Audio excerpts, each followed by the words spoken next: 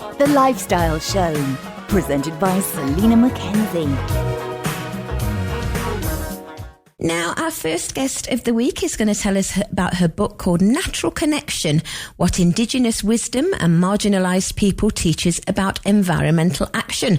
Welcome to the show, Joycelyn Longdon. Hi there. Thank you so much for having me. You're welcome. So I'm just going to come over to you. Tell us about the book. Yeah, so Natural Connection is my first book. It's all about rekindling our sense of awe and wonder and connection with the planet, and looking at this through the histories and legacies of marginalised people who have and continue to shape the world for the better through environmental action. And yeah, it's about really challenging some of the wider issues around environmentalism and bringing a kind of more hopeful look that's centered in community and centered in connection rather than disconnection and distance. Yeah, because if you look at indigenous people, I mean, they've got years and years of knowledge, so we should be using this, shouldn't we? Mm-hmm. Yeah, and I think it's also about understanding that we all come from places with people who have that knowledge. It's not just people far away in Britain. We've got, huge histories of nature connected peoples, whether that's the Druids or whether that's the Celts. So much history to learn from. So it's about honoring these stories, and it's about kind of respecting and being inspired by Indigenous peoples all over the world, and really learning from the histories and the successes and the challenges, to get a bit of a better idea of what environmental action looks like, and to kind of move away from this kind of despair that we have about the environmental crises, because it is serious and it is scary, but we have a huge amount to learn from those who have come before us, and lots of people are kind of putting that work in today. Yeah, I was reading about the Aboriginal people in Australia who have long practiced, apparently, traditional fire management. Yes. So, I suppose because it gets really hot in Australia, I suppose they've had to learn it over the years. But we could learn it in wildfires here in Spain, in America, wherever, couldn't we? Yeah. Yeah, I mean, especially in Spain, obviously we've seen in the last few years terrible wildfires. And I think that this is kind of a key part of the book, is there's so much exchange that we could be having right now in terms of the environmental solutions and environmental actions that we're changing. And the world is changing at such a fast pace. Places that might have never experienced flooding before are now experiencing flooding. And there are communities, say in the Pacific Islands, who have been experiencing flooding, or people in the north of Britain who've been experiencing flooding for years and years and years. And so it's about how do we come together as not just our kind of local communities and national communities, but also as a global community to share ideas and inspiration and stories and learnings, rather than thinking that we're kind of fixing everything from scratch, because we do already have all of the tools. It's just about connecting the dots between them and connecting ourselves to each other. But is there also room, Joycelyn, for the new things that come about? I mean, AI, for example, can they start using AI? Or we've never used this over the past years, but this is a new thing that could help. Yeah, so outside of being an author, I am currently a PhD researcher at Cambridge, and this is the exact topic of my work, is looking at how AI is being used to monitor biodiversity around the world, so with a focus on forest conservation.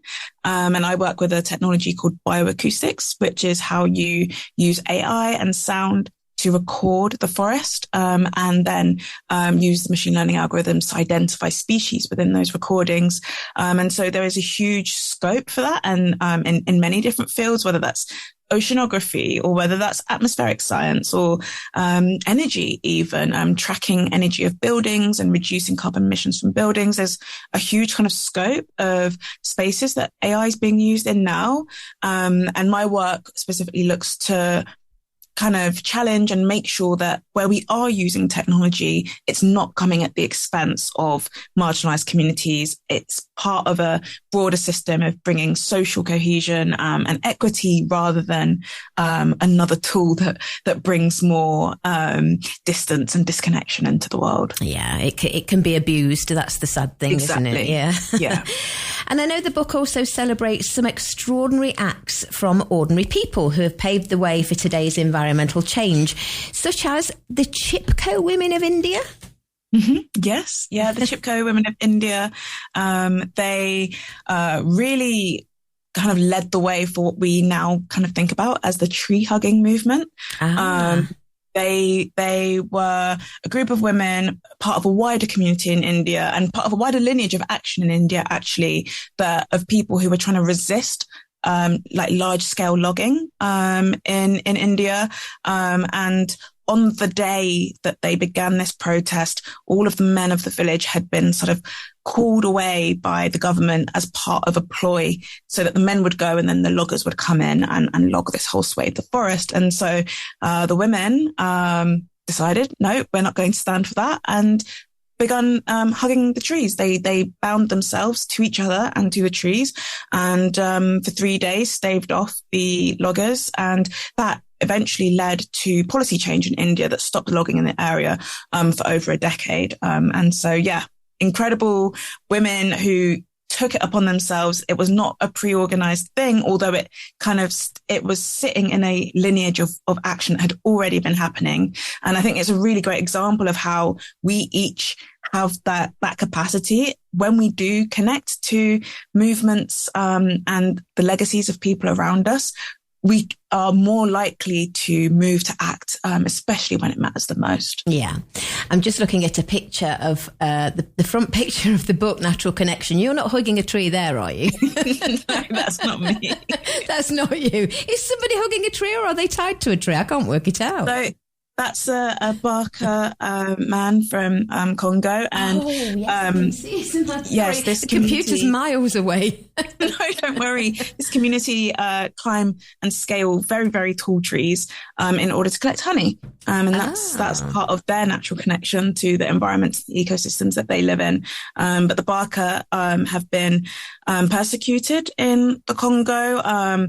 The kind of creation of large-scale nature reserves have actually led to violence against this community and pushed them out of these spaces. So I think for the cover of the book, it was a very important image because it shows the kind of the two sides of what environmental action and connection to nature looks like. It's deep wisdom. It's decades and centuries of tradition, but also this kind of tension between disconnecting people from the environments that they live in, which is kind of why we're in this mess in the first place. Yes, exactly. And who is Ogoni from Nigeria?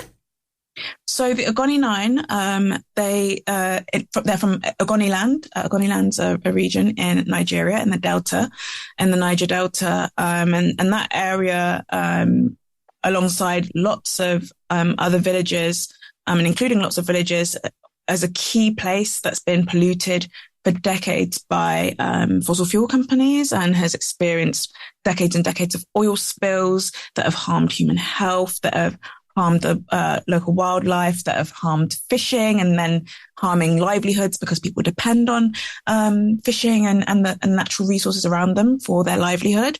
And the Ogoni Nine were 9 individuals from Ogoni Land who, in the end, ended up being executed for their protest against the large fossil fuel companies who had created big connections with the Nigerian military in order to kind of push back against the activism that was going on in the region to protect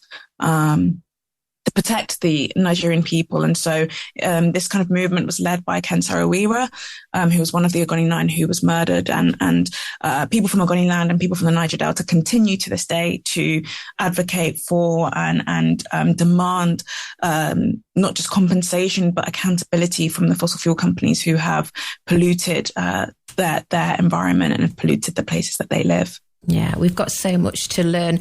And it also celebrates the power of community, doesn't it? Mm-hmm.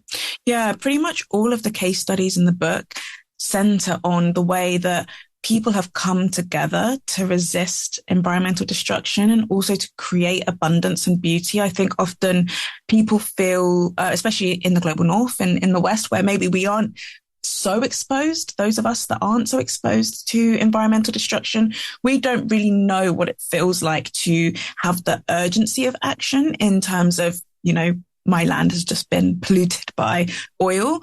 And sometimes hearing about all of these stories or hearing about environmental destruction makes us overwhelmed and makes us feel like we're alone, or that there's no way that we could possibly solve this problem. And I think a lot of the case studies in the book show that people who have come from ordinary backgrounds, vulnerable backgrounds, marginalized backgrounds, have come together, always come together. No one person solves or resists environmental destruction, but it's built in community, and it's built in communities coming together as they usually would. Some of the examples are of the PCB protests, which happen in America. And that was a community who had already been coming together through their church and through food and through sharing food together.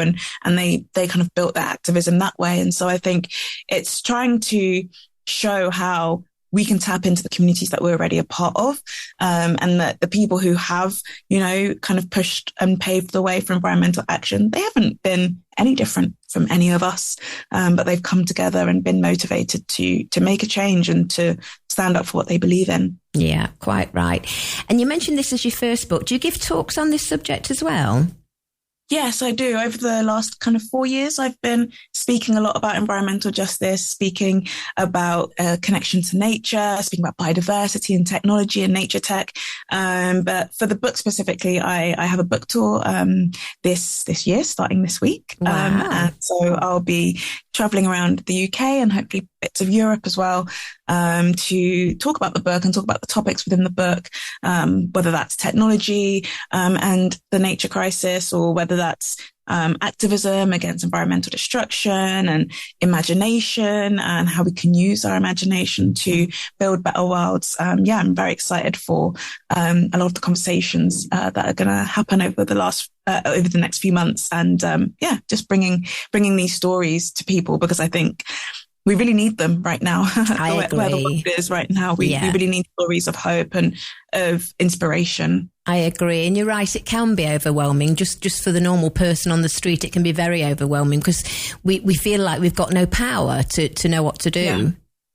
Yeah, and I think that's part of it, though, is that the people who profit from environmental destruction rely on us feeling powerless. And I think what the stories within the book show is that even in the most sort of marginalized and vulnerable spaces, people have found their power, because our power is not something that's given to us. We have it internally. And so I think it's tapping into what is our power.